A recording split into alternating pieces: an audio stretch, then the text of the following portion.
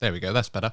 Hi everyone, and welcome back to a brand new live stream watch along here with DNF1, and this time we are going to be watching, or reacting I suppose, to a live stream of the, can't remember where we are now, it's been a while, of the Imola Grand Prix qualifying, the Emilia Romagna qualifying for those of you new to Formula 1 and to the veterans, the San Marino Grand Prix as well. All perfectly acceptable. I hope you are well on this Friday afternoon. Now, it's a bit strange why we would be qualifying on a Friday afternoon, you might ask, and that's because it is the first of the F1 sprint weekends that we have got for this season, 3 in total, and the first of those here at Imola. Of course, if you do not know me, my name is Adam. I'm going to be hosting this session here at DNF1.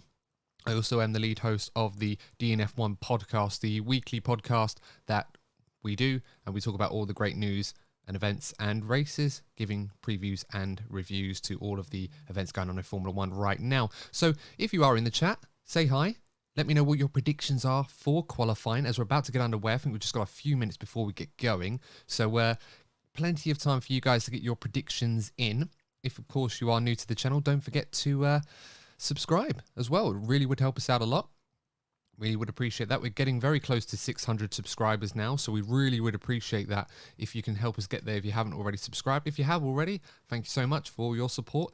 And also don't forget to give a like to the video as well. It really does help us out on the channel. And in addition to that, share it with everyone that you know, anyone that's interested in tuning into qualifying with us to react and to, just ask some questions about F1, talk to me.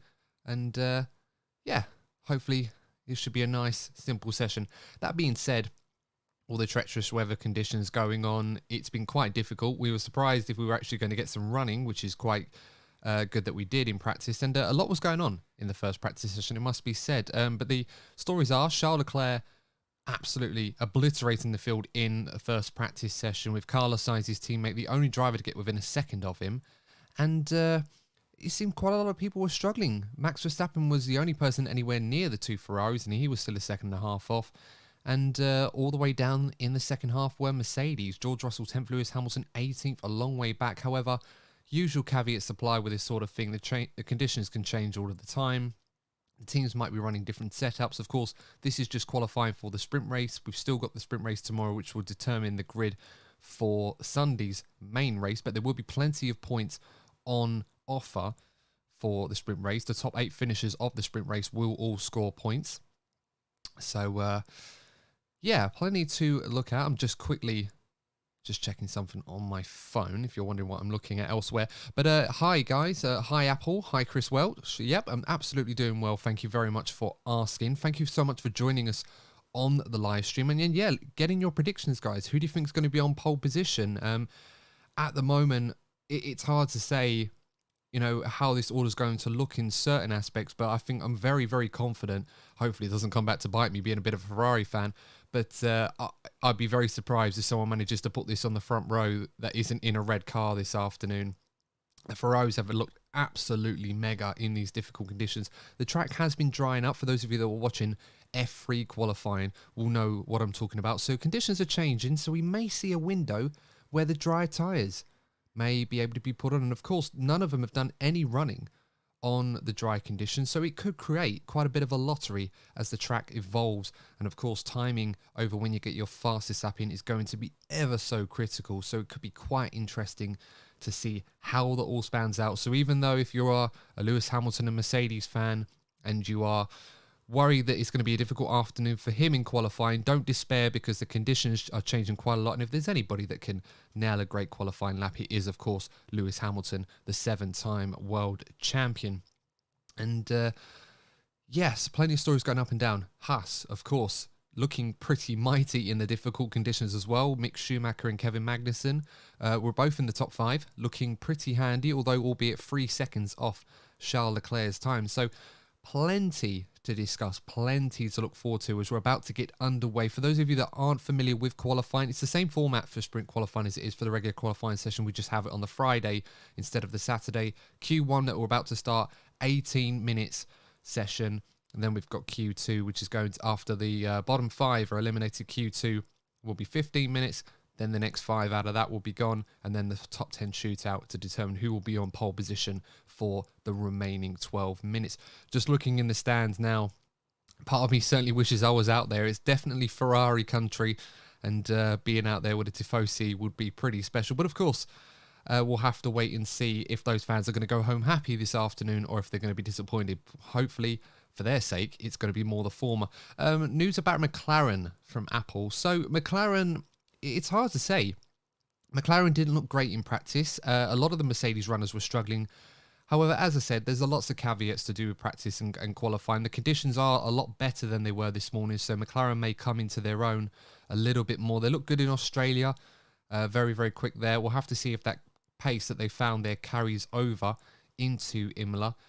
At this point, it could almost be a bit of a lottery. As I said already, with the track conditions changing as often as they have been over the course of this weekend so far, it literally could be a lottery. We could see a scenario where drivers might be a little bit hesitant. They may not get a decent lap in, and then the track gets wetter and wetter and wetter, and it makes it even more difficult. So nobody's absolutely safe. Don't be fooled by me saying that Ferrari look formidable already after one practice session. There's plenty of running left to go, and as they say, you know, the points are awarded on a Saturday and a Sunday, in this case being the sprint weekend. But yeah, don't despair, guys. Plenty to look forward to. It certainly isn't going to be a formality that Ferrari will dominate here. We may see a surprise. There's a few in the field that may turn up. Sebastian Vettel looked pretty decent in the Aston Martin relative to the rest of the field. Again, nearly 5 seconds off the pace, but he was in the top 10, looking good at the moment.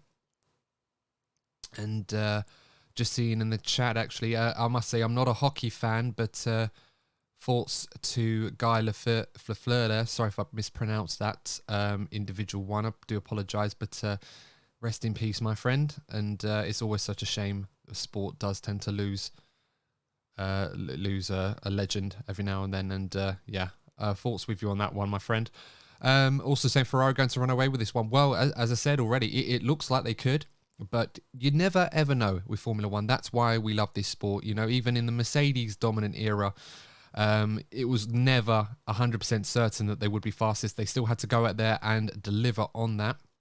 As we can see cars now coming out of the pit lane. You can see Chris Welch going, Leclerc, Sainz, Verstappen in the top 3. Hamilton, Bottas, Verstappen from last season. It seems to be the new one. Must be said as we're about to get underway, actually. We're just going to change the time because we are a little bit further ahead on the live stream than it's showing. So just going to start that there.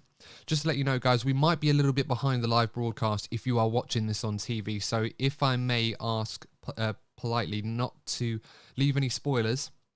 At the moment, I'm watching George Russell going through turn 1 and 2, and we've got 17 minutes and 12 seconds left on the clock in qualifying. That's where I am at the moment. So I might be a little bit behind you at the moment. So yes, please do refrain from putting any spoilers in there if you're a little bit ahead of me on this one. But of course, I'm not listening to the commentary either. So if they do say anything that's quite interesting, do let me know. Looking at Zhou Guanyu in the Alfa Romeo. And yeah, he's looked quite good so far, Zhou Guanyu. So, I can honestly say when I was watching him in F2 that I thought he was okay, but I didn't really feel he was overwhelmingly magnificent.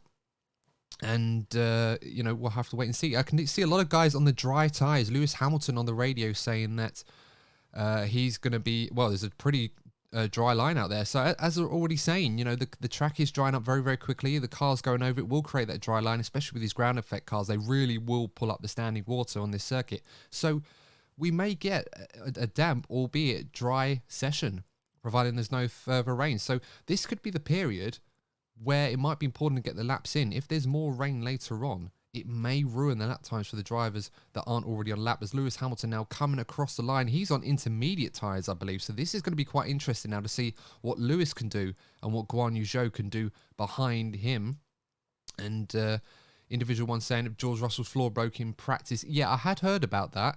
I wasn't sure if that was true. I'd only been sort of keeping an eye on what was going on in practice. So if that is the case, that could be a problem for George Russell, especially with Mercedes bringing a fair few amount of upgrades, mostly to deal with the weight as Hamilton overtakes a slow, I believe it was a slow looking Alpine, was it he was overtaking? And yeah, Sokotra the first sector is doing a 28.1. For reference, that is still quite a way off what Charles Leclerc managed earlier in the day. So we'll have to wait and see what this lap time does from Lewis Hamilton at the moment as we're sort of following him on board Seems to be okay, but the track, yeah, it looks really dry. He's definitely on the wrong tyres, as George Russell's gone faster than him in Sector 1. George has looked pretty good so far this season, so we'll have to wait to see how he does this weekend. Consistent George, as I've liked to call him on the podcast recently. Of course, if you haven't checked out the podcast, I definitely recommend that you do. Our Emilia Romagna Grand Prix review will be out at the end of the weekend, so Monday morning, I imagine we'll try and do that before your Monday morning commute if we can. So, yeah, as Scott has said, it would be interesting to see what the dry tyre runners at the moment. Still watching the two Mercedes at the moment. George Russell still fastest in the first sector as Hamilton now catches up to the back, I believe, Sergio Perez, as he comes across the line, does a 1:27.2. So that's 3 seconds faster than what Leclerc did earlier today, or 2 seconds faster, I should say. So we're definitely ready for dries as George Russell goes second fastest. So Hamilton had a very good final sector there.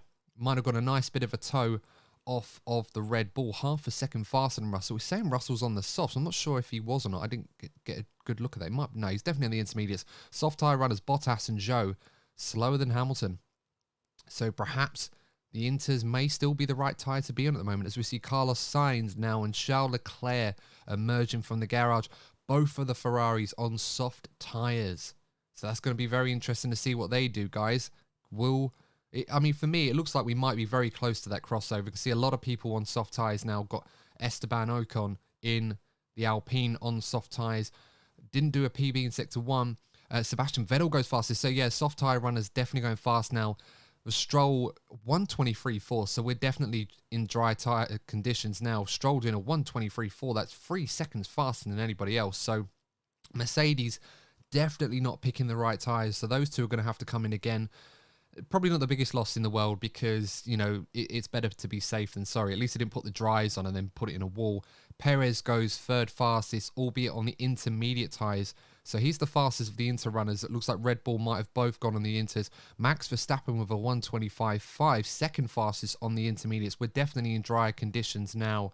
So, yeah, that won't count much for Red Bull. They'll be nowhere near the fastest times on the intermediate. So Esteban Ocon first dry tyre. He had a bit of a sloppy lap there in the middle sector, so he's lost out, so he's going to have to go again. Bottas goes second fastest. And as I was saying, guys, this is the period now where it's going to be a bit of a lottery. It literally will possibly be last man over the line. As the track rubbers up, the track gets warmer, the conditions improve. George Russell putting on a set of dry tyres. I believe Lewis Hamilton is also going to come in and do the same if he hasn't already. You are allowed to have a pit stop and change tyres. There's some fire coming out of the back of one of the Williamses. I believe that's Alex Albon as little pieces fallen off. So it might be, well, is that a brake issue? It looks like he's a right rear tyre there. Bit of fire at the back of that car. Oh, and there's a little bit of a explosion of carbon parts. So nothing too drastic, but he's going to have to pull that over. The rear tyre is completely, yeah, there's a red flag there. The rear tyre is completely bursted there, and anyone that was on a lap on the softer tyres, they're not going to be able to get that to count, unfortunately. So, yeah, just a red flag with 12 minutes left on the clock after an issue for Alex Albon. The rear brakes there. Very, very strange issue there. Let me know in the chat, guys, what they're saying on commentary in terms to what the nature of that issue could be. But, it looked like a rear brake issue. And it's caused a little bit of a mini explosion at the back of the car. But he's okay. The car's still going round. It's not anything drastic if you're not watching and basing this on my description.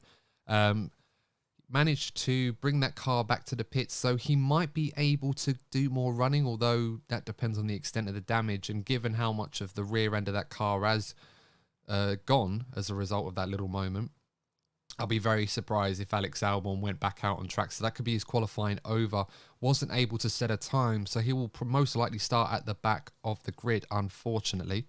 So, yeah, not the best start for him after a brilliant weekend in Australia. Looking to build on that after a brilliant performance getting in the points. And he's going to be starting at the back of the field. So it's going to require another Alex Albon masterclass in tyre management and race management, I should say race management, in order to sort that out. But fortunately, everyone's okay. There doesn't seem to be any major issues with the car, although I'd be surprised if they got that one back out. That looks like that's going to be a job for the crew to deal with after qualifying. So that looks to be Alex Albon's session over. So we're down to 19 runners by the looks of it. So far, Lance Stroll, fastest on the softer tyre. There was a bit of a mix of soft tyre and intermediate runners in the first part of qualifying. But it looks like we've reached that turning point now where softer, dry tyres are the norm. The track does seem to be relatively dry. And yeah, just seeing a replay now of Alex Albon. I'm not sure if it is a brake failure. Probably is, given where that is located. But there was a few pieces coming off, smoking all over the place. And yeah, not really good for Esteban. Say not Esteban Ocon. It's got the graphic there. That's definitely not Ocon. Yeah, the little explosion of the brake there. So I'm not sure what happened there. It's not the hottest day in Imola, that must be said. So a very, very strange one indeed. As loads of little carbon fibre pieces come off. Fortunately, that's pretty much as far as the little explosion goes there, guys. So yeah, let us know if the commentators are actually saying anything as to what the problem could be, if they found out anything. I can't hear the commentary, unfortunately, because that would filter back to you, and F1 wouldn't like that if their broadcast was being broadcast on my channel as well. So yeah, let me know, guys, what if you've heard anything. Just seeing some of the chat as well. And yeah, feel free, if you are watching this, to interact in the chat. Say hi. Feel free to ask me any questions on F1 or anything about me you want to know regarding my interest in F1. Just seeing the extent of the damage as well. That looks quite bad. Looks like that brake has completely combusted and exploded all over the place. So yeah, that's not a pretty sight for a Formula 1 brake. And yeah, that's pretty much Alex Albon's session over, I believe. It depends on the extent of how long it takes to clear up the debris that was left behind. It didn't look like there was a massive amount. Got plenty of marshals on track sweeping it over. And of course, the last thing you want on top of a wet track is some debris as well on your tyres. You don't really want to be dealing with that. Chris Welch saying, I'm seeing people saying the title race is over already. Leclerc's name already on the trophy, which is ridiculous. In my opinion, only takes one DNF from Leclerc and it's on. Yeah, no, I absolutely agree with you. I mean, I know we talked about this in a podcast a few weeks back after he won in Melbourne, when, you know, it did seem early days that Charles Leclerc already not necessarily had a hand on the title, but certainly was the heavy favourite. I still believe he is the heavy favourite, but it'd be ridiculous to call this championship after 3 races. I mean, we've seen similar starts to the season from the likes of Lewis Hamilton and Mercedes, and we weren't exactly writing everybody off, albeit it did seem quite ominous back then. And we'd be foolish to do the same in terms of saying that this championship was over already, although it must be said Charles Leclerc in this Ferrari is looking formidable right now, and it's going to take a mighty effort from someone, not just on the track, but in the factory and all of the upgrades that go onto these cars, for someone to emerge and be a challenger for Ferrari and Charles Leclerc right now. And we'll just have to wait and see how it goes. Plenty of races to go. We've got 20 races, including this one, left in the season. So plenty of time for things to change. In the meantime, guys, whilst we are waiting, Sky looks like they're talking to Christian Horner. So some of you might be glad that we're not going to be hearing what he has to say, but it would be quite interesting to know what Christian is saying. So anyone wants to let me know in the chat, then that would be greatly appreciated. In the meantime, guys, if you have joined the stream, welcome along to the DNF1 watch-along of Imola sprint qualifying. This is qualifying on a Friday evening for the sprint weekend. And we're only going to be having 3 of these this season. Of course, F1 wanted to bring the sprint races back for 2022 with a view to having more of them perhaps in 2023. Also interesting to get your thoughts on the sprint races that we saw last season, if you're a fan of that. We asked a lot of people in a poll on our latest podcast if they were a fan of the sprint races and they were glad that it was going to be returning to the calendar for this season.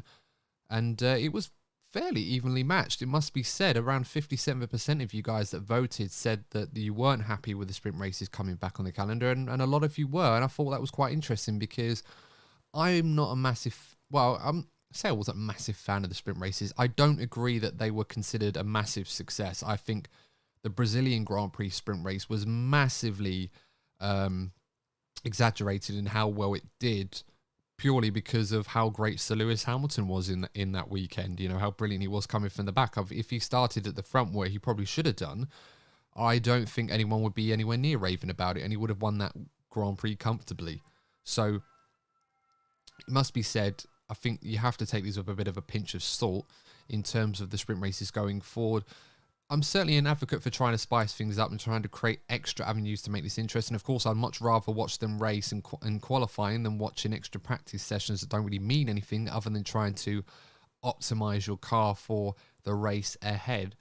So yeah, it's best to give it a chance, but hopefully they'll be a lot more entertaining this season than they were last season. As I said, a lot more points on offer as well. We shouldn't forget. So it's going to be quite interesting to see if that will have an effect. I'm a little skeptical, if I'm perfectly honest about that, purely and simply because I just feel that it's one of those that might cause the guys at the front to not fight as much if they've got more points at stake and they might hold position. You know, last season we had the top 3 places up for grabs for points, and granted, there wasn't a lot of battling for them because the points weren't many points on offer anyway, and Red Bull and Mercedes were a long way clear of everybody else, and they often occupied those 3 spots. So, yeah, we'll have to wait and see how it pans out. Might be a lot of battling in the midfield. I think while we've got Fernando Alonso in the field, I think we can all agree that Fernando's not going to sit there and just hold on to what he's got. And it could be an opportunity for someone to be a bit bold. You know, someone that may not necessarily be in the points might set their car up to try and pick up a few cheeky points. Bear in mind, it's only a 3rd race distance. So if they're able to, you know, get a decent strategy in that sprint, they might be able to use that to their advantage and then go on and pick up a few points that they may not have got in a full race distance. So plenty of variables and caveats to look at and wait and see how that goes. As I said, guys, little bit of a plug here. Of course, if you are new to the channel, make sure to subscribe if you are interested, and of course absolutely free to do so. You'll get to see more live streams like this of qualifying sessions, and of course more content coming forward, including podcasts and a few other bits that we've got planned for the year as well. Got some great interviews with some great guests. We had Richard Spanners ready from Mr. Apex podcast stopping by for a little bit of chat on F1, and we've got a few exciting guests coming up in the near future, so you'll definitely want to subscribe to find out who we've got on board and have a listen to what they've got to say when I interview them later on.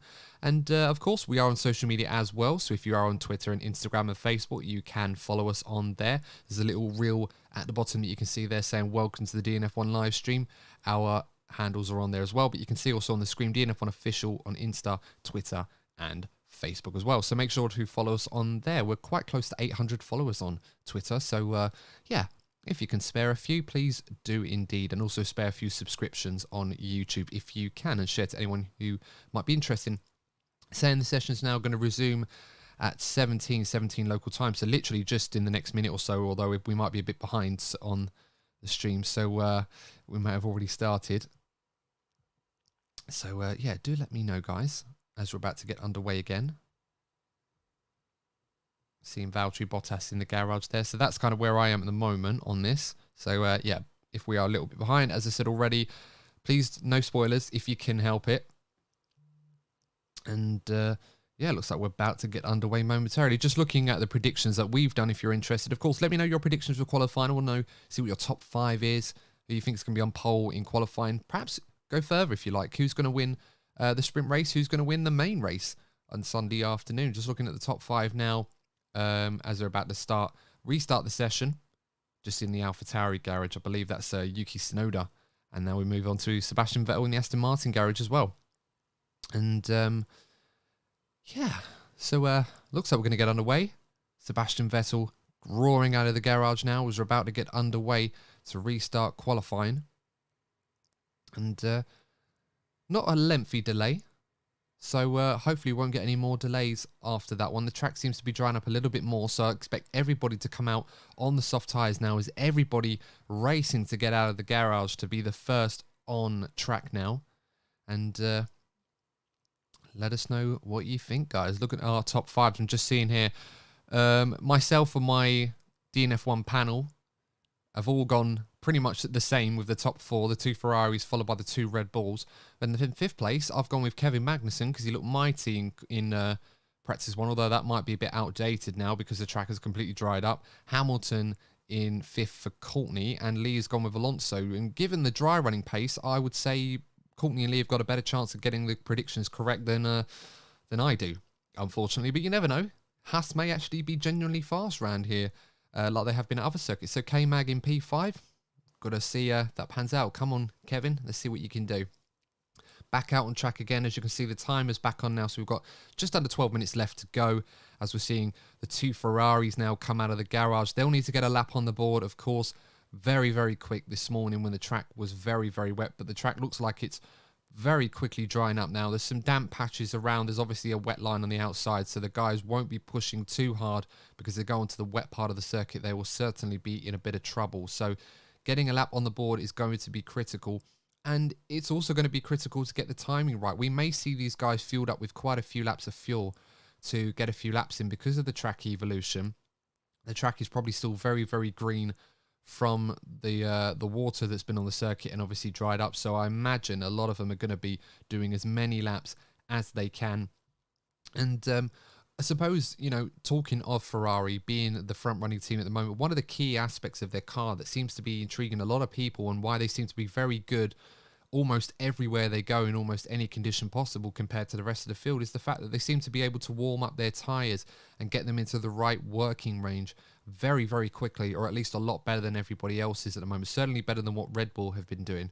So that seems to be quite the advantage for Ferrari.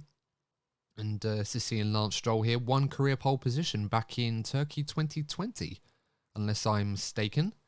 And yeah, what a performance that was in qualifying. In also very difficult conditions. It was very, very wet there, and Lance did a great job getting on pole position. Currently fastest in Q1 at the moment, but of course he's going to have to be fast in Q2 and Q3 in order to get another pole position today. And just to let you know, guys, of course, last season, if you were familiar with the Sprint Series, you'd be familiar with the Speed King Award that was awarded to the fastest driver in qualifying for the sprint qualifying. This time round, it's going to be like normal business. Whoever's on pole position in qualifying, whoever's fastest today will be on pole position today and will be awarded with pole position for the sprint race. Just seeing Lance Stroll on board with him at the moment. A little bit of a wiggle coming out of turn 2. But he manages to hold it together. It's important to keep it on that dry line. And it'll be interesting to see what he can do as he now comes up to the hairpin. He's a 10th up on his own time, which is obviously good for him. But it's going to be interesting to see what the times are going to be in these dry conditions. How quickly will the track evolve? I imagine very, very quickly, providing we don't have any more stoppages with just 10 minutes to go. That timing sheet in the top left corner is going to change very quickly as Esteban Ocon, as I say, that goes fastest, 2 tenths faster than Lance Stroll. So may have to go further. Sebastian Vettel goes fastest as Lance Stroll now is just under a second up in the middle sector. So he is really getting on with it and obviously enjoying at the moment what's going on with these dry tyres. And Aston Martin, they'll certainly be happy with this performance at the moment as Guan Yu Zhou goes up to P5. Latifi into the top 10. Remember, it's the bottom 5 that will go out, so we're looking at places 16 to 20, although Alex Albon looks like he's going to fill one of those already. Charles Leclerc only goes P4 for Ferrari as Lance Stroll goes fastest. And yeah, I'm not surprised that Charles Leclerc has not gone massively fast on his first run. He will need a bit of time to warm those tyres up. I imagine they're quite heavily fueled at this point. A few laps to get everything going. Bottas goes second fastest. So Stroll looking the most comfortable at the moment in these conditions. Probably the most experienced under his belt. A little bit shaky in that lap, but he certainly was pushing there. So, as I said, we may get to a point in this session where the drivers may get used to the conditions and be able to push as much as they can, as Carlos Sainz does a lap where he's 7 seconds off, obviously his first proper warm-up lap. Lewis Hamilton goes 6th fastest, Russell 3rd fastest, Ricciardo now 2nd fastest for McLaren. So the times are starting to tumble, the track is getting faster. Ocon back into the top 3. Verstappen goes into 2nd place, as Sainz is now purple in Sector 1 and Sector 2, so he looks like he's going to be fastest. Norris goes fastest of all with a 1:21.2. As I said, the conditions are changing all the time. The times are changing all the time. It literally could be a case of last one over the line will be fastest. We'll have to wait and see now. Sainz a little bit slow out of the final corner, but he goes across the line and he's just under a second clear of Norris. Leclerc goes 2nd fastest, who only a few tenths shy after a mega final sector. So the Ferraris now have laid down their marker. And of course, the track will continue to improve. But that is the sheer pace and adaptability that the Ferrari does seem to have right now. Gasly up into the top 10. Tsunoda up into P6 now 7th because Bottas has gone 6th fastest. So Tsunoda feeling a bit more comfortable than his teammate at the moment. Let us know your thoughts of qualifying. It's all starting to change now as we start to approach the final 6 minutes of the session. K-Mag in P11, not quite where I was hoping he would be, but it's only Q1. About to see a replay of Mick Schumacher. Looks like he might have had an off, and yeah, he's had an off at the chicane there. Very dangerous area, that chicane. Obviously, if you get it wrong, there's not really much room for error there. It's a very slow corner, as you can see Mick Schumacher demonstrating, not really able to get the car slowed down. So, yeah, not ideal for him on that one now. So let's see now with Sebastian Vettel, who was fastest about 2 minutes ago. He's now P17. As I said, that is how quickly track evolution is affecting this circuit now. Really wrestling that Aston Martin. Must be a handful to drive even still as it comes to the final corner. Now goes P6 with a 1:21.7. He's a good 1.4 seconds off Carlos Sainz. Off camera, Max Verstappen second fastest. Less than a tenth behind Carlos Sainz now as Lewis Hamilton on another flying lap. He's currently P18. George Russell just ahead of him, P16. Very close there to one of the Alpines, Hamilton, but it didn't really obstruct him too much, fortunately. And this is the period where Mercedes really need to try and get a move on here, because in these changeable conditions, you don't want to get caught out. Lance Stroll, P5 now, so he's really finding more speed in the Aston Martin. George Russell, 8 tenths of a second ahead of Gasly, so he's looking good. Ricciardo, only a few tenths off of Carlos Sainz. So, as I said, the track is improving all the time, guys. We'll have to wait and see as Hamilton passes a slow-moving Haas. Doesn't obstruct him, fortunately, now. Hamilton coming down the final corner, run to the line. What's the time going to be for Lewis Hamilton? He's in the top 7, but that's going to be temporary. 1.2 seconds off Carlos Sainz as George Russell goes across the line. Up to P7, so just beating his teammate. Ricciardo goes 4th fastest. Sergio Perez currently in the bubble, and he's now 5th fastest. And, I mean, I don't want to say that that's safe, because the way qualifying is going at the moment, it could all change. There's a yellow flag in sector 1 and 2, so someone's had a bit of an off. We'll have to wait and see what the replay says there. Was with Zhou Guanyu. May have to try and get a move on to complete his lap, just in case there is a red flag before the end of the session. That would create all kinds of chaos here. What's this time going to be for Zhou? Is he going to be good enough? And he's up into the top 5. So Guan Yu Zhou doing a good job there. Lando Norris goes fastest. He does a mega final sector to beat Sainz. Leclerc's purple in the middle sector, and he goes 6 tenths clear of Norris. So Leclerc, the first man inside the 120s. Carlos Sainz just behind him, 15 thousandths of a second slower than his teammates. So the two Ferraris having their own little qualifying one-on-one at the moment. And 6 tenths behind them is Lando Norris and the McLaren as Tsunoda goes 7th fastest. Kevin Magnussen on a lap as well. Looks like he's going to improve. He's in the top 6. Everybody is improving, guys. Right now, it literally could be a case of last over the line will get themselves through. We'll have to wait and see how this goes. Kevin Magnussen may have probably one more run left in him. Seeing going off.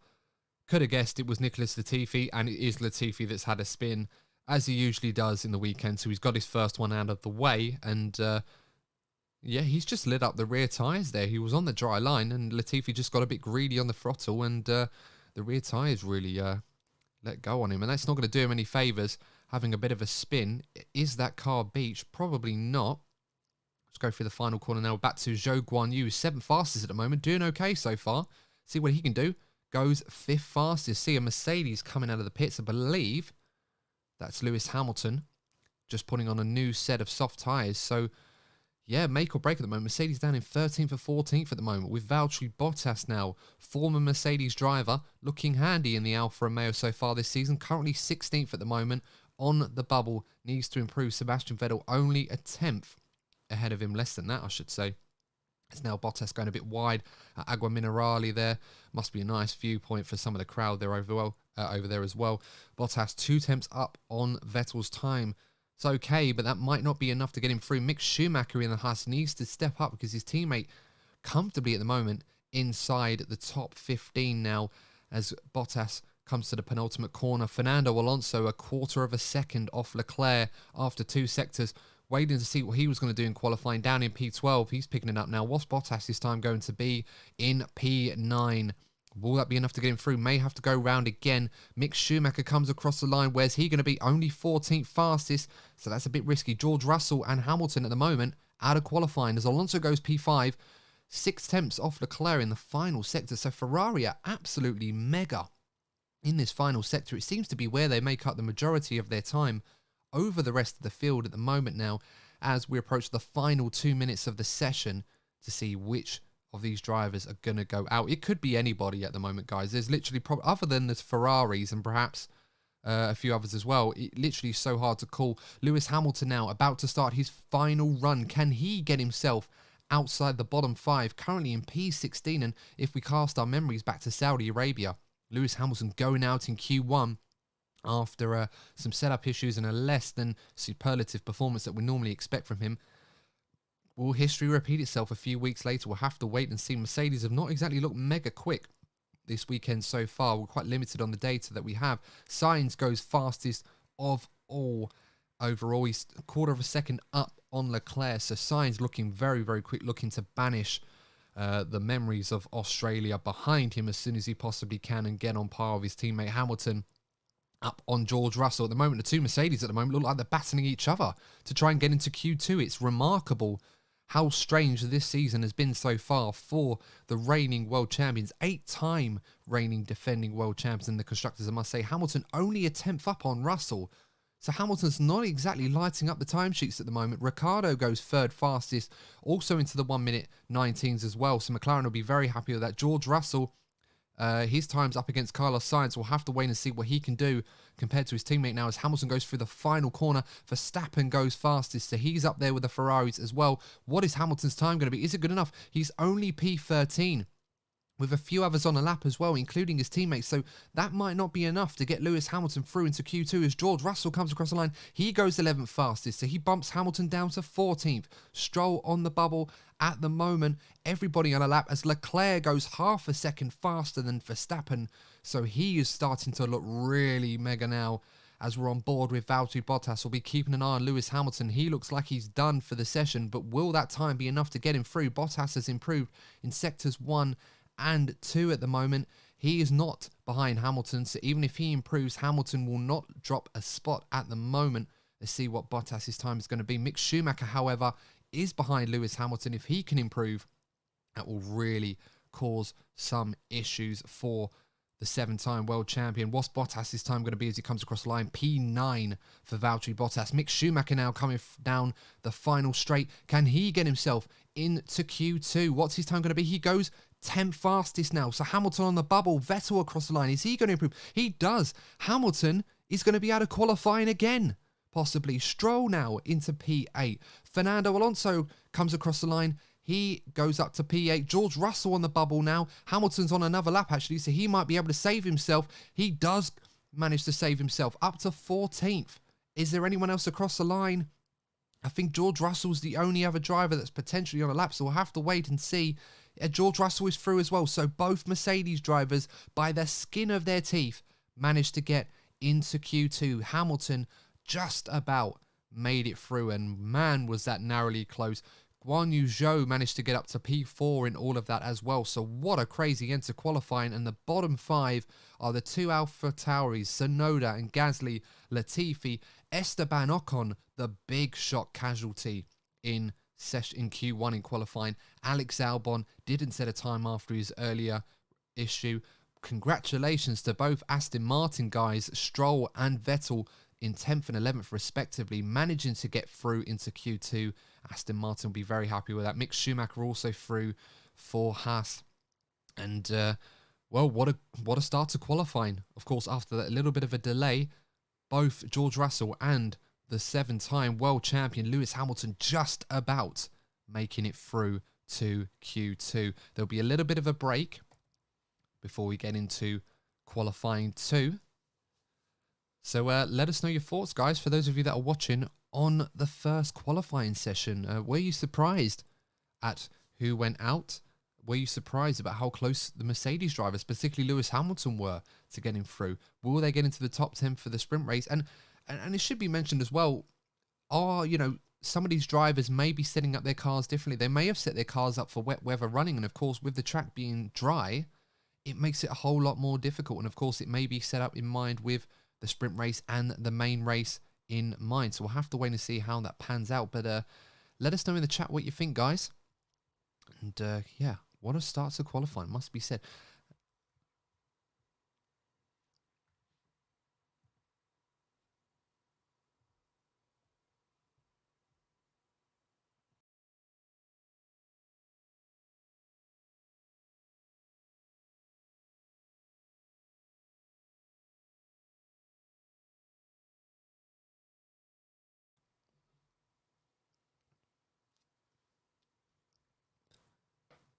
So at this point, it's just got some adverts on TV right now. But yeah, for those of you that have just joined us, welcome along to the DNF1 watch-along of the Imola sprint qualifying session this Friday evening. Qualifying normally on a Saturday, but for the sprint weekends, the weekend format changes with qualifying being on the Friday, which will set the grid for the sprint race. And then, of course, that will determine the grid for Sunday's main race, depending on how that goes tomorrow. I believe that race is on at, trying to think the times now, 3:30 or something like that if you're in the UK. I'll have to check. But, yeah, of course, we've got the sprint race. And for those of you that aren't familiar with the sprint race, it's a 1/3 race distance. Same rules to a degree as the normal main race, with the exception of no mandatory tyre changes. So there are no mandatory pit stops in the sprint races. So it will just be a flat-out run. 21 laps, I believe it's going to be, to the finish, which will determine the grid for the main race. And, of course, there are some points available as well for the top 8 finishers. 8 points for first place, running all the way down to 8th place with 1 point as well. And in terms of qualifying one, bit of a roundup. We had a bit of a delay after Alex Albon had some issues with, I believe, the brakes were on fire and caused a bit of an explosion at the back of the car. Have to wait and see what Williams say in terms of what the cause of that was. But he was out of qualifying, wasn't able to set a time. And then we also had the two AlphaTauris of Tsunoda and Gasly out of qualifying, and Latifi and Esteban Ocon in the Alpine was the major casualty from qualifying. So he's out. Very disappointing for Alpine. They would have been hoping perhaps for both of their guys potentially getting in the top 10. I think they were the only team, with the exception of Red Bull and Ferrari, that were able to get both of their drivers into the top 10 in all the other races. I might be wrong on that one, but usually a team that you usually expect to be in the top 10. Very disappointing that Esteban Ocon, who's been a consistent performer so far this season, and he's out of qualifying in Q1. The two Mercedes looking very, well, not looking quick at the moment, I must be said. This was a weekend where they were going to bring a few upgrades to try and improve performance. They believe that they found, or they know why the porpoising is happening on their car. They haven't yet found a solution. We may have to wait a little bit longer for that. But right now, they seem to be struggling in the wet. They seem to be struggling in the dry. And they just about got out of qualifying. George Russell managed to get through with some relative level of comfort. Lewis Hamilton just about making it through. And it must be said, you know, with everything going on outside of F1 for the 7-time world champion, not to say that he's distracted in any way, because I don't believe that he is. It does seem Lewis Hamilton is not having the most fun in the Mercedes at this point in time. Just looking at the Ferrari in the garage, looks like to be a wing change on Charles Leclerc's car, perhaps, or maybe perhaps there was some debris inside that they were clearing out to clean it on the car. But the Ferrari's looking very formidable right now. Red Bull, Max Verstappen seems to be their only realistic challenge at the moment, but I'd be very surprised if we didn't see at least two of the Ferraris in the top 3 at the moment. We may even see a Ferrari front row with Leclerc and Sainz swapping fastest laps throughout that Q1 session. And we'll have to wait and see what Max Verstappen does. Haven't seen a lot of Perez. He was comfortably through, and he hasn't exactly looked massively comfortable in these conditions. So it could be a difficult weekend for him if he's not able to get up to speed with it. Courtney Pine, one of the panel, saying Mercedes needs to do better than this. And I agree. They do. You know, it's been a strange start for them. A lot of fact-finding, and it seems to be one of those right now where, despite the incredible pressure that they must be under to return to the top of the timesheets as soon as possible, it's not a straightforward problem for them to fix with these new cars. And this can happen sometimes. Just looking at the weather radar in the Red Bull garage, looks like we might get some rain perhaps soon, so we'll have to keep an eye on that one. So that explains why the two Ferraris were very quick out of the garage. As you can see, perhaps there is rain off in the distance. So this period, guys, right now, this could be critical. I'm not able to hear what's on the team radio. I see Sainz and Leclerc. I've had a few, as Sainz has gone out on track now. So the session has started. So it looks like it could literally be one of those sessions where you need to get your fastest times done now in order to get through to Q3 before the rain starts, as Lewis Hamilton is just about to come out of the garage now at Mercedes, although there's a tyre blanket stuck underneath the wheel of Lewis Hamilton's car. So everything just seems to be going wrong right now for him at Mercedes. There's not a lot of luck at the moment for Sir Lewis. Hopefully that will change for his sake very soon, as we've got George Russell ahead of him, one of the McLarens behind him. So it looks like everybody is going to try and get out as soon as they can to try and get a quick time in case it starts to rain. Got Leclerc on the team radio. Not sure what he's saying because I haven't got the audio, unfortunately. I wouldn't be able to do that without getting this copyright, so we want to avoid that.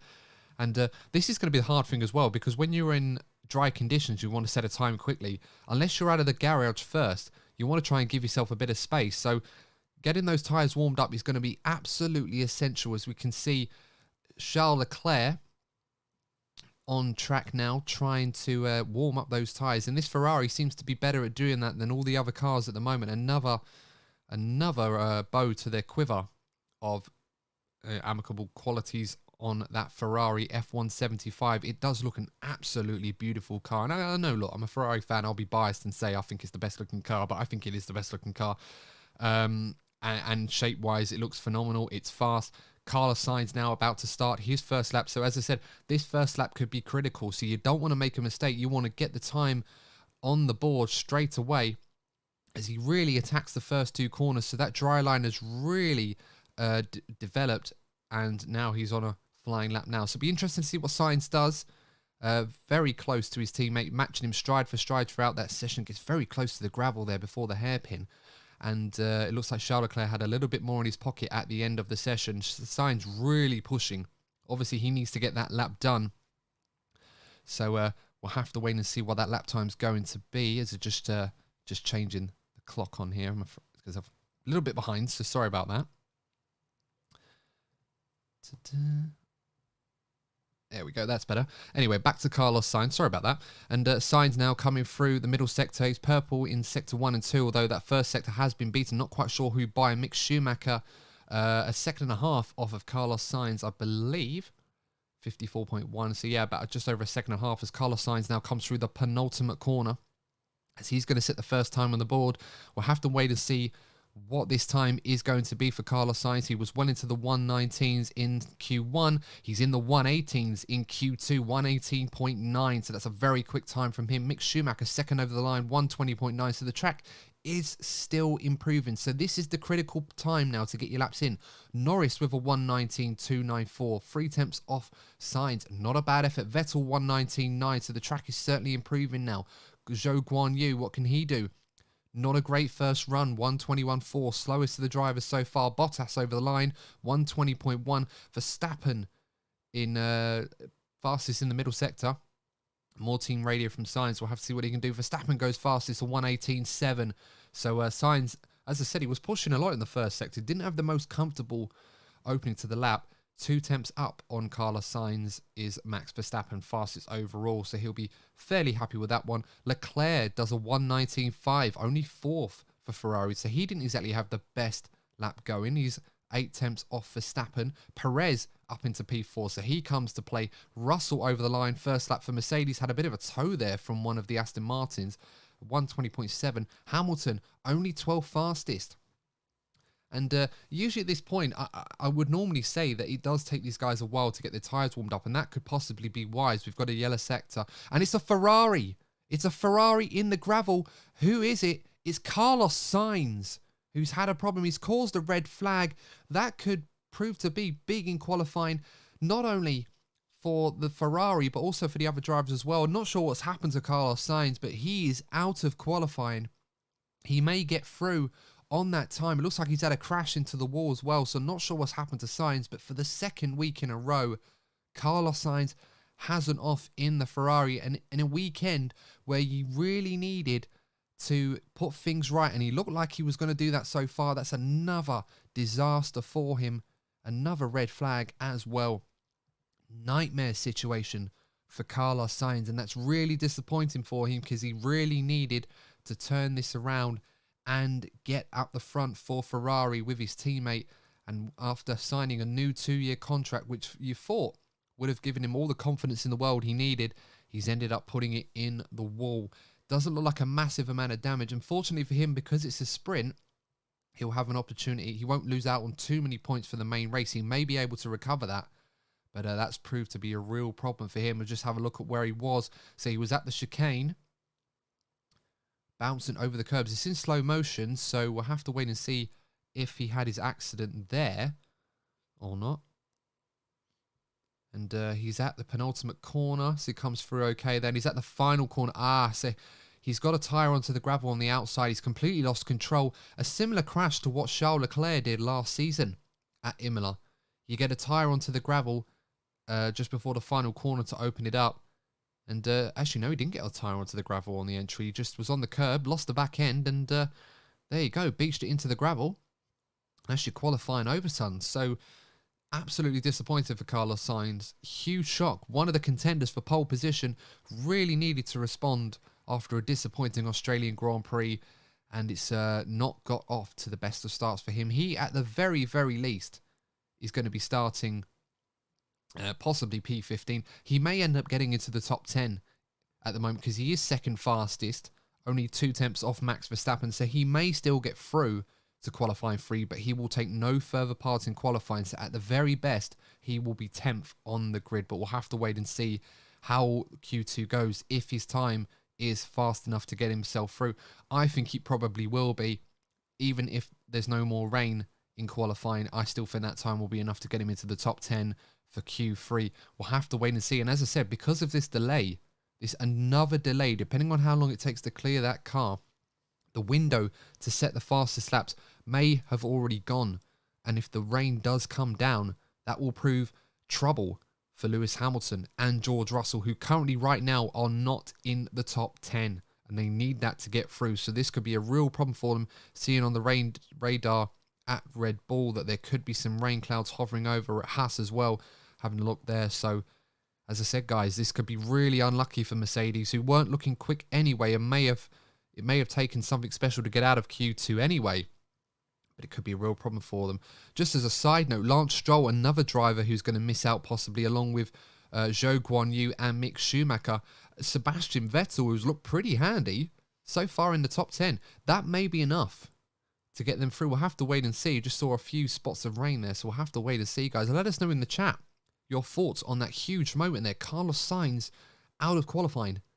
May get through to Q3, but he will take no further part in qualifying. We'll have to wait and see. And I hope we don't get too many more red flags, because I would like to see qualifying be done as soon as it possibly can. Saying that it will resume at 17:50 local time, so that's about 5 minutes or 4 minutes or so from now. Just seen another replay of Carlos Sainz incident. And yeah, he really could have done without that, unfortunately. But it's how it goes sometimes. Really, really pushing. Even in this Ferrari, if you get it wrong, you know, it goes wrong for you. And Carlos Sainz clearly was pushing. And, you know, that's a real shame for him, because he's looked quick. He had a good chance of being on pole position. And he's got it horribly wrong. And it's another race in a row where he's made a mistake, and it's caused him to drop down the order. As I said already, for Carlos, the silver lining in any of this is that if he does start in the top 10, because his time's fast enough to get him through to Q3, he'll still have a sprint race, a third race distance to try and make some overtakes tomorrow, which may get him a better qualifying position for the main race. He might lose a few points, but it will give him the opportunity to try and make his way up the field.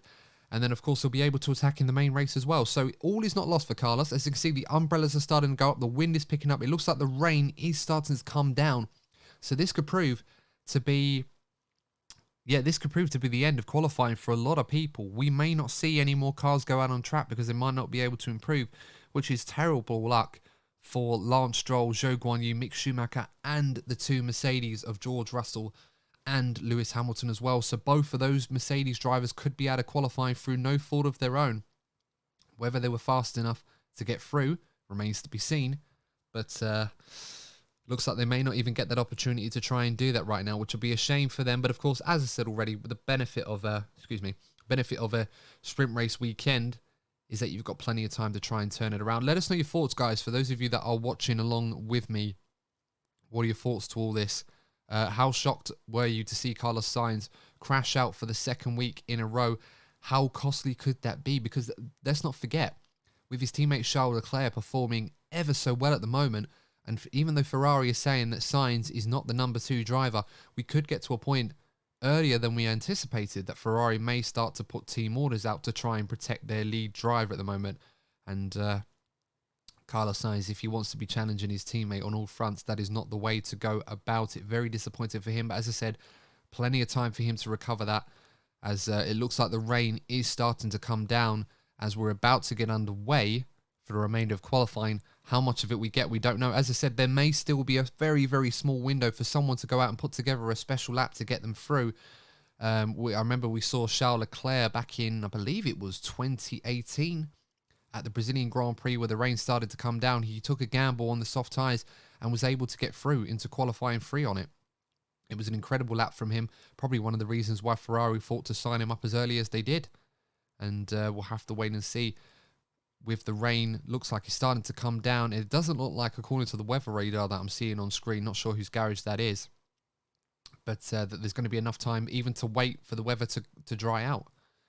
So very, very interesting times right now as we come towards the end of qualifying, but it's not good for Carlos Sainz. It's not good for the 2 Mercedes drivers as well, who are currently outside the top 10 and just waiting for qualifying to get underway again, guys. As I said already, let us know your thoughts in the chat. Chat's gone a bit quiet. Not sure if it's on my side or if it's not working. I have to have a look and see if that is the case. So I do apologise if you guys are messaging me and not getting anything back. As now it looks like we're about to get back underway in qualifying now. And the tyres are coming off the Alpine of Fernando Alonso, the sole remaining Alpine after Esteban Ocon failed to get through into Q2. If you're joining us now in qualifying, just the headlines at the moment. In Q1, both the AlphaTauris out, along with both Williamses, after Albon failed to set a time because of an issue with his car with the brakes, and also Esteban Ocon as well, the big casualty in Q2. Carlos Sainz having a crash. Despite being second fastest, he will take no further part in qualifying after his crash. So at the very, very best, he will start P10, could start P15. We'll have to wait and see. But the weather is starting to come down. We saw the Alpine taking the tyres off. They may be changing onto Inters. At this point, there's probably not much they can do, really. Just hope. Fernando Alonso P6 at the moment, 8 tenths off Max Verstappen's time at the top of the timesheets at the moment in the Red Bull. So Max Verstappen looking pretty good. And the 2 Ferraris are well in the top 5 as well. So it could be as they were. Right now, we'll have to wait and see. Sebastian Vettel well in the top 10. That would be quite an achievement. We'll have to wait and see how the weather is, if the track is dry enough to get in a dry time. We'll have to wait and see. The session's just restarted, so we've got 10 minutes and 10 seconds left to go of the session with green lights are on. Whether anybody actually comes out onto the track remains to be seen. Someone may take a gamble to try and get these times done as soon as possible. But usually in these situations, when someone's trying to push, when the track gets a little bit more wet, it could cause another incident and a red flag. We'll have to wait and see. But if anybody's going to come out, it has to be now. We'll have to wait and see. Perhaps maybe they're waiting to find a window as the recovery vehicle has Carlos Sainz stricken Ferrari on it. Normally in the past, I would imagine you'd probably see a lot of heisty or feisty photographers running over to that car to try and take some pictures of it to try and uncover the secrets of the car. But at this point, it's kind of irrelevant. You know, the cars are on show for everybody to see. There's not really much they can hide. Now, everybody's still in the pitch, nobody on track. So at the moment, the weather may have got the best of the drivers at the moment. We may just have to wait out the rest of qualifying at this rate.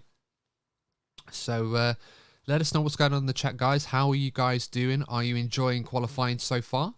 Let us know what you are up to at the moment. And yeah, what are your predictions for the weekend as well? You know, who's going to win the sprint race? Who's going to win the main race? As you can see, the rain is starting to come down a bit more heavily now. The clouds are getting darker.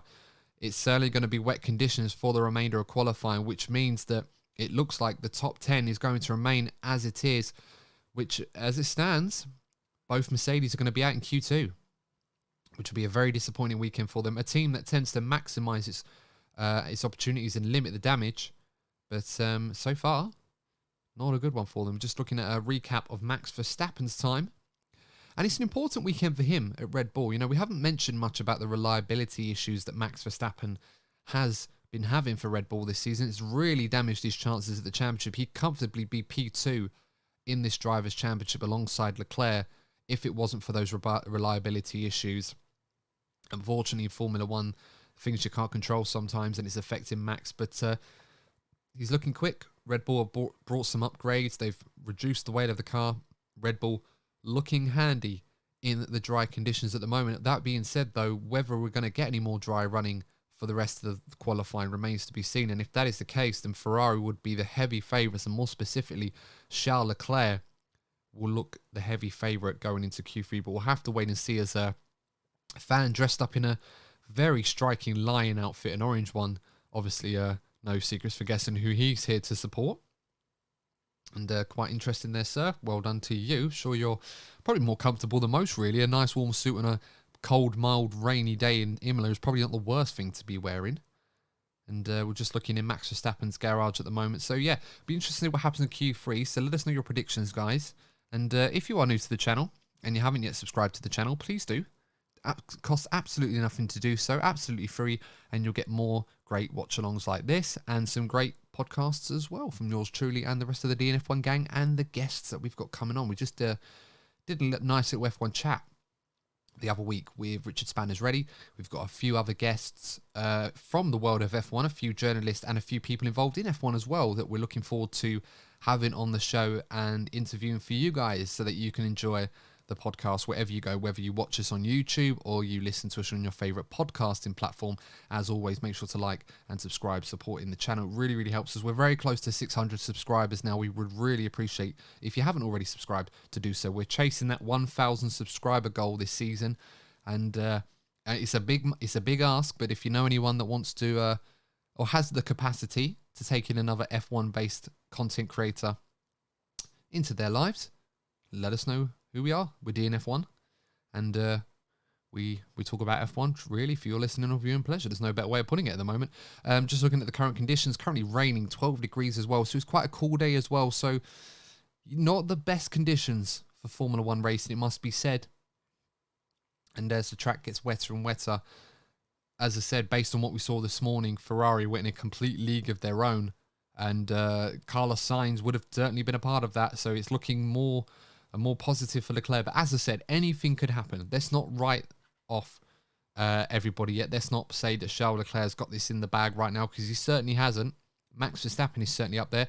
The McLarens are looking good as well, must be said. It's great to see that McLaren, Norris and Ricciardo, after a very, very good Australian Grand Prix, are still performing to a good level at the moment. And at this rate, could be the biggest challenge in that midfield. Fernando Alonso looking good as well. Kevin Magnussen once again looking fast, as we cut to the Ferrari garage to see the rear end, to see those interesting side pods and almost like cereal bowls at the top of those side pods. Look absolutely stunning. It really is a work of art at Ferrari F175, and remains to be seen if that will turn out to be the car that wins the World Championship this season. At the moment, it's looking good so far, but there's plenty of time to go. And this is this is respectively the Barcelona test spec Ferrari. You know, they've put hardly any upgrades on it of any significance, and they've been very methodical about their approach. We heard they were meant to be bringing weight-saving equipment,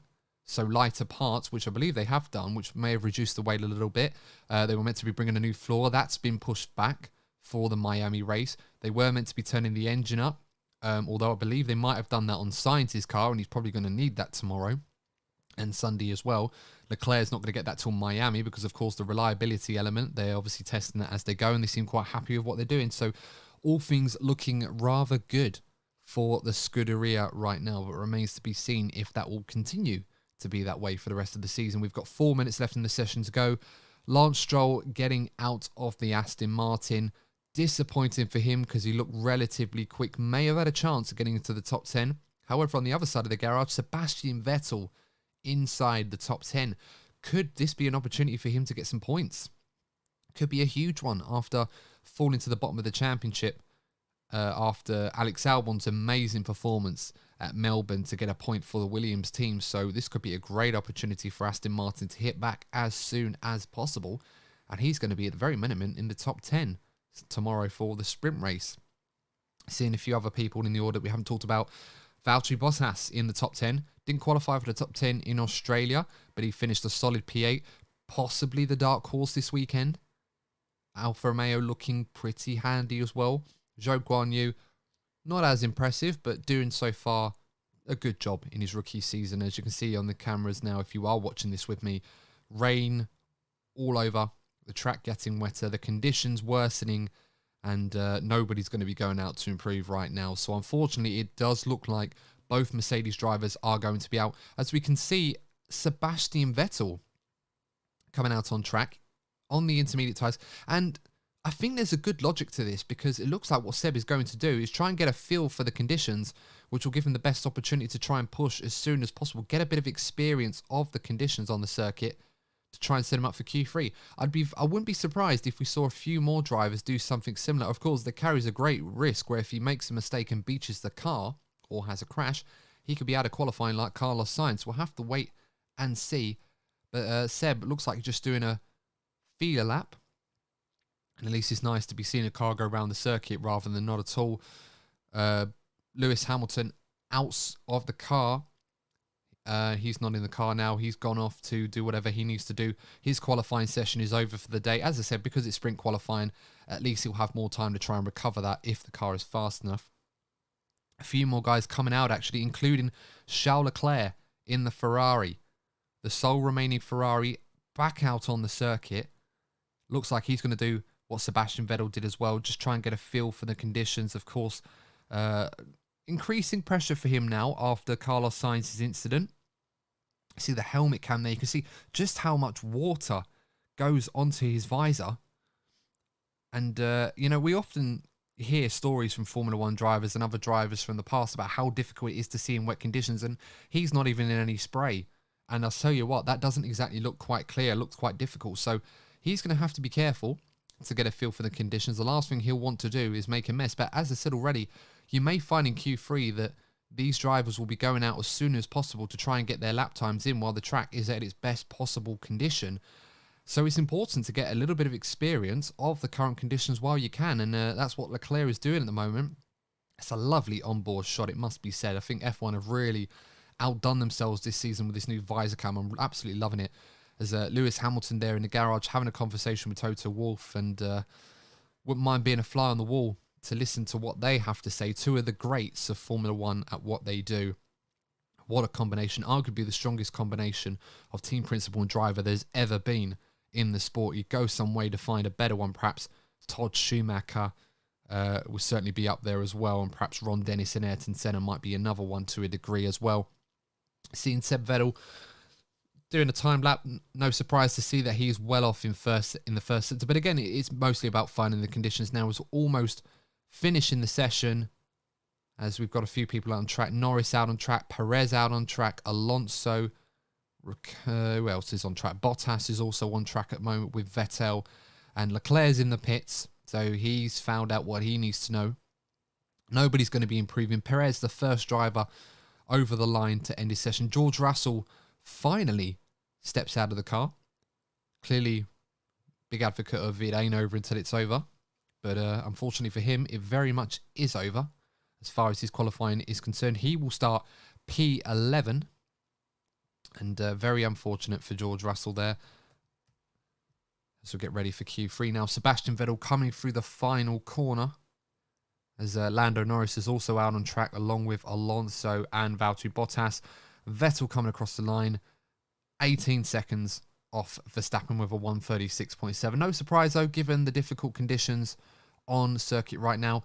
We may end up having to go to the wet tyres. Mick Schumacher, unfortunately, another casualty of Sainz's accident causing that delay. He will start P12 for the sprint race tomorrow. Not a bad performance, but still quite some way off of Kevin Magnussen, it must be said. So he will not be happy about that. And that's been the problem for Mick Schumacher. He has been some way off of Kevin Magnussen. So it will will be important for him to try and make some moves up. And you can see it's really getting wet now, so there may be an interest from the stewards and the race director to try and get Q3 started as soon as possible with the track conditions deteriorating in order to get a session together. We may see wet tyres. We may see wet tyres on these cars. Intermediates may not be suitable enough. Chris Welch in the chat. Thank God for you, Chris, because I was worried the chat was broken for a second there. As Norris goes off the circuit on the second Agua Minerale, so perhaps wet tyres will be the one. Chris saying, kind of refreshing to see Mercedes struggling. I don't hate them, but it's just nice to see something different this season. Yeah, I totally understand that. I mean, being a Ferrari fan, and I don't mind admitting that on this show, I think it's important for content creators, whilst it's tempting to not show any bias, I fear that some people that don't support you might be negative about that. But, we all have interest in Formula One. It's like any sport, really. So, you know what? It's absolutely fine. But as long as you can be open-minded to debate on these topics, and that seems to be a lot harder these days than it used to be as far as F1. But I totally get your point, Chris. I remember back in the early 2000s when I was very much enjoying the Michael Schumacher show with Ferrari in the early 2000s and how dominant they were and how a lot of people wanted things to change. And of course it did dramatically in 2005 with the rule change regarding tyres they weren't allowed to make any tyre changes during the race. It had to be just one set of tyres for the whole race, and it really crippled Ferrari to the point where, and all the Bridgestone runners, there weren't many, I think it was Ferrari, Jordan and Minardi back in those days, just showing my history there as an F1 fan. They were really struggling, and the Michelin runners, the rest of the field really much, the Renaults, the McLarens, the Williamses, they obviously had a much better time of it and were so much better than Ferrari, especially McLaren and Renault. And of course, that can happen. These things do tend to come and go, and Mercedes are in that period now where they're starting to struggle, as Red Bull were back in 2014 after their dominance of 4 years with Sebastian Vettel at the wheel. These things happen, and it's good for the sport that things can change. But of course, we want to see teams like Mercedes right up there with the likes of Ferrari and Red Bull.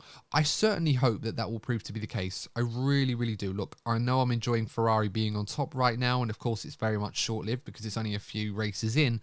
But I want to see Mercedes in that fight. I really do. I want to see McLaren in there as well. All four of them going hammer and tongs. That would be something, wouldn't it? And as long as Ferrari win, of course, let's not get it twisted. I want to see Ferrari win, but I want to see them have a lot more competition as well. Chris also commenting in, completely agree. I even said the same when Red Bull had their dominant spell with Vettel, Ferrari with Schumacher. Of course, it's Formula One. There are other dominant periods as well. I mean, Williams in the 90s were phenomenal. The early 90s with the active suspension, the likes of Nigel Mansell, Alain Prost, Jacques Villeneuve, Damon Hill, 4 world champions in the 90s. It was certainly something to see and behold.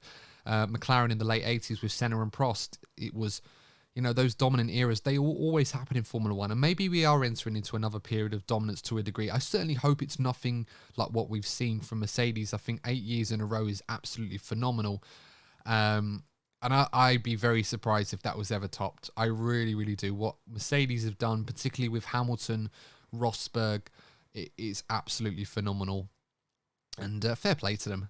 But of course, we've entered into a new era in the sport. Unfortunately, it has changed the pecking order to a degree, probably as much as we expected. I don't think many of us really expected to see someone like Williams, for example, not to pick them out. If you're a Williams fan, I do apologise. We expected to see Williams return to the front. Seems such a long time ago that Williams were competing for race wins and even winning world championships back in the late 90s, or the early mid-90s, I don't know, it was last 1997, last world championship.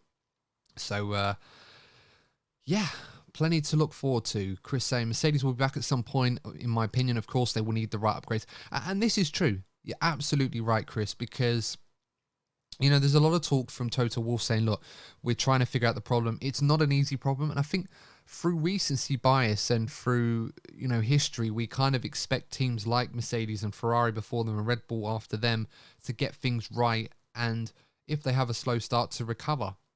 And, for whatever reason, Mercedes have gone a different way in concept to the likes of Ferrari and Red Bull and pretty much everybody else with their Hyde Pod concept, if you like. And it hasn't worked out for them so far. But they're certainly more than capable of getting it right. I think some people that are expecting Mercedes to return to the front in an instant may need to relax and get a bit of patience. And I mean that in the nicest way possible. It's not easy. You know, as a Ferrari fan, over the last few years, since 2018, since we've had a car that's capable of challenging for a world championship, there have been a few false dawns since then. It's been a while. It's not straightforward. It does take time, resource, and energy to get it right. Mercedes have got some of the most brilliant, intelligent people in Formula One working to find a solution, and it will take time. In a cost cap era, it may take longer than it would do if they were able to put double the money that they normally would. So I have faith in them. I really, really do. I don't expect Mercedes to return to the front at a point where they could possibly challenge for the championship at the end of the season. It may happen, you know. So, yeah, you can correct me on that one if it does happen to be the case. But it could be one of those where Mercedes just need to make the right steps moving forward. And then we'll see where they are at the end of the season. Maybe it'll be one of those where in 2023 they'll have the best car and the status quo resumes again, and we'll have to wait and see. We'll have to find out. Courtney coming in as well saying, as a Hamilton fan, I can't be salty given the past few years, but I'd be gutted for Russell if he was pegged back once again.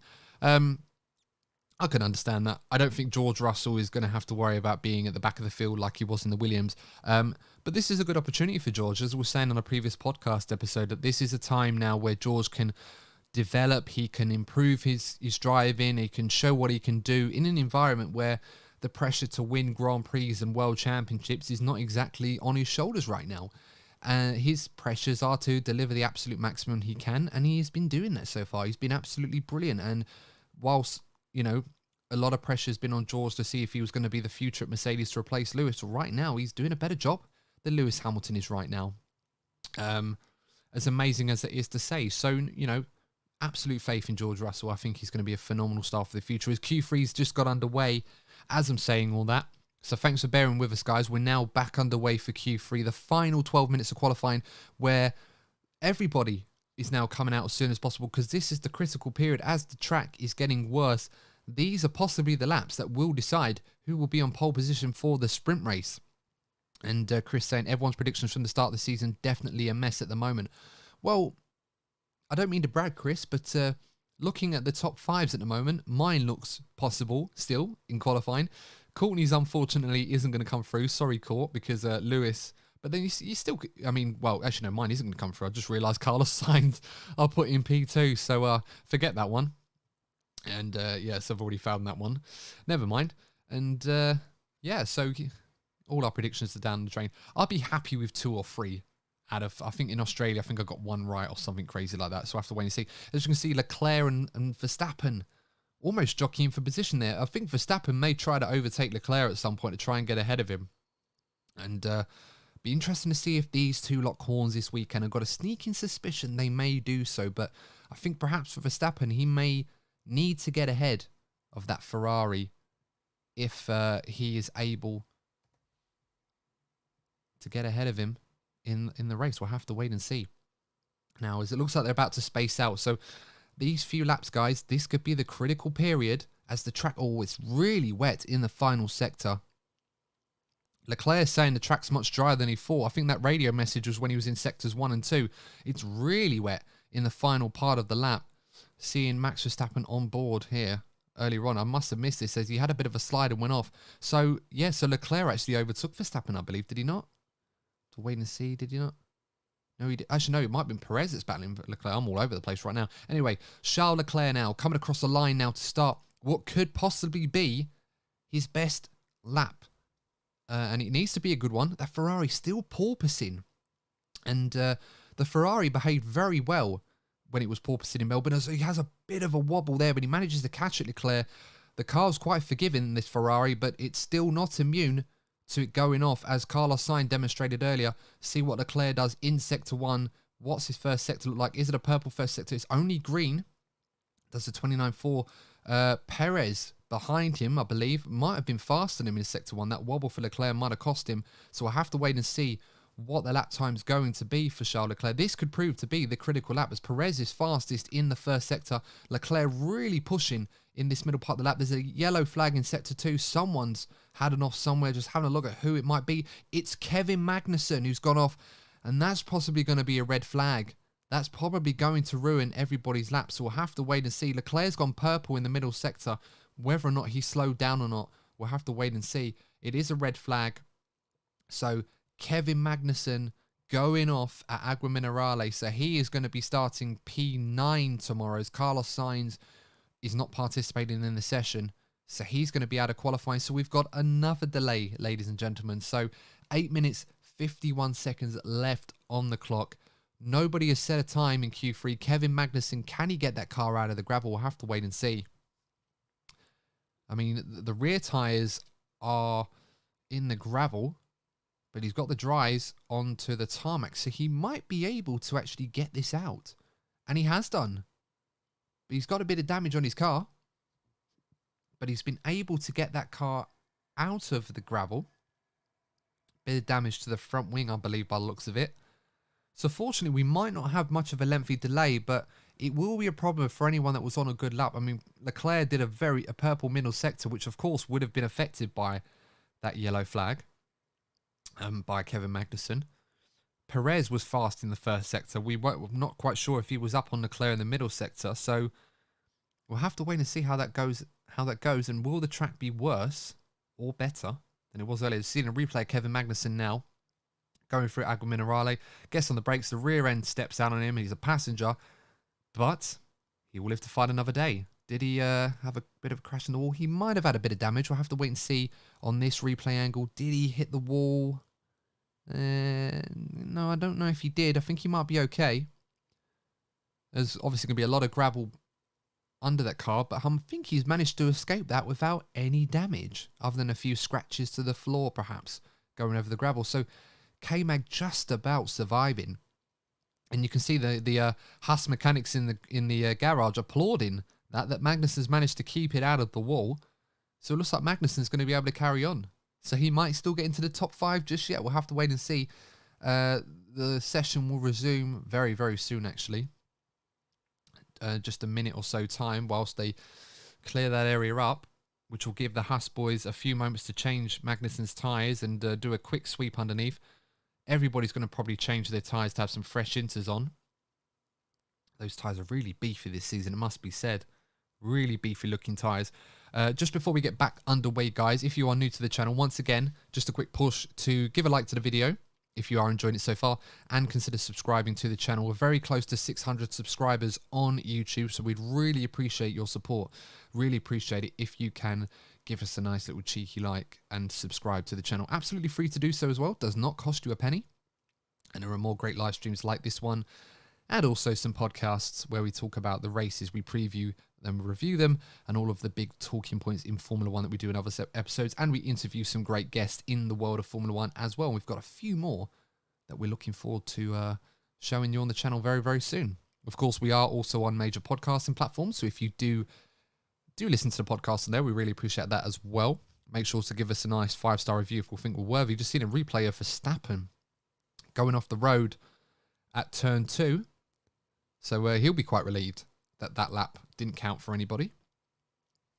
But again, it's going to be a nice little queue building up at the end of the garage, as we've got 8 minutes and 51 seconds left of qualifying. Chris Welch saying, I said Ferrari would win races this season, but I didn't expect them to be in the top 2. To be honest, I don't think many people did. I mean, there was a lot of talk about how good the Ferrari was going to be, given that they've committed all of their resource in 2021 to developing this year's car.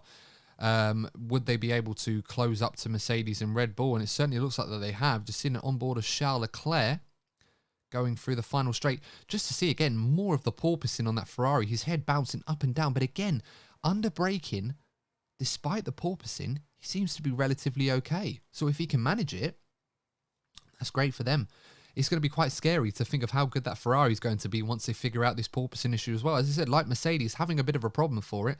Whether they've got a solution for it, we'll have to wait and see. That new floor might help with what they plan to bring. They were going to bring it this weekend, but decided because of the conditions and the sprint weekend, they thought better of it, which makes sense. You know, the last thing you want to do is put on a part that you're not 100% sure is actually going to work, let alone the fact that they could possibly damage it, as Carlos Sainz had an incident, and proof is in the pudding right there, but they don't need it right now. says Fernando Alonso at the very front of the queue, and Kevin Magnussen, I believe, that is behind him. So well done to Kevin Magnussen for avoiding beaching that car and carrying on in qualifying. Well done to him. And the return of K-Mag seems to be drawing up a lot of fans right now, and it seems to be gathering lots of support, which is great to see. Great to see for K-Mag as we get to the final part of the session. Let me know, guys, who's going to be on pole position for the sprint race tomorrow. Don't forget, the sprint races this season, whoever gets on pole today will be awarded pole position. There will certainly be no doubt about that in the statistics in the F1 archives. The Speed King award has gone, and we're just going to get pole position for tomorrow's sprint race Saturday afternoon. And that should be a fun one to watch as well. If it's similar conditions to what we've seen, it could literally be anyone get on pole. Will it be Sergio Perez coming out of the garage now? Looked quick in the first two sectors behind Leclerc, and unfortunately wasn't able to complete his time. As we're about to get underway as the McLarens, Lando Norris and Daniel Ricciardo. Well done to them as well.